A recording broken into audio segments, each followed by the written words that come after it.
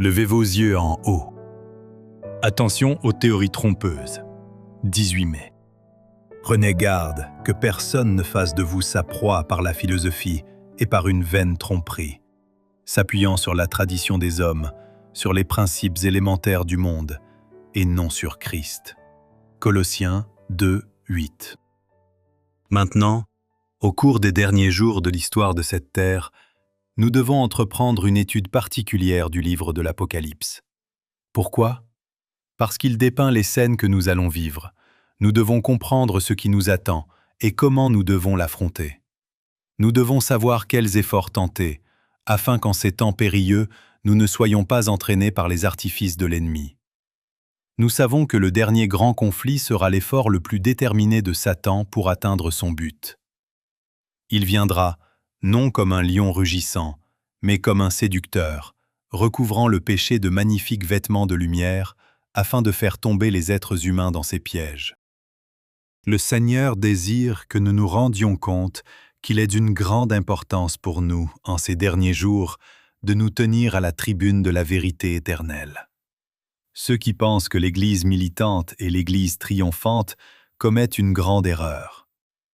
L'Église militante remportera de grands triomphes, mais elle connaîtra aussi de violents conflits avec le mal afin d'être fermement établie sur la plateforme de la vérité éternelle.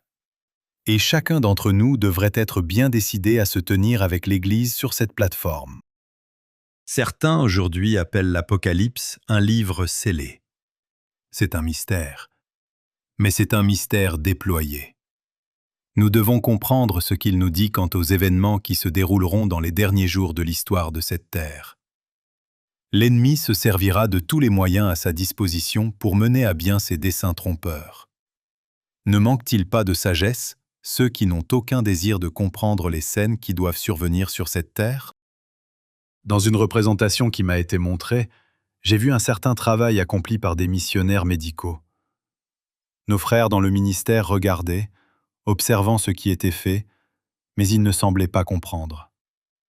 Les fondements de notre foi, qui furent établis par tant de prières, en scrutant avec zèle les Écritures, étaient démolis, pilier après pilier. Notre foi n'avait plus rien sur quoi reposer. Le sanctuaire avait disparu. L'expiation avait disparu. Vous étonnez-vous que j'ai quelque chose à dire lorsque je constate que l'on commence à déplacer les piliers de notre foi ?